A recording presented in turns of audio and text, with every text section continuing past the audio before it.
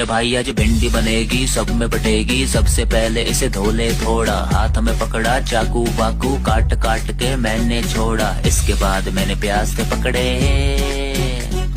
कर दिए नंगे देखो हंस रे।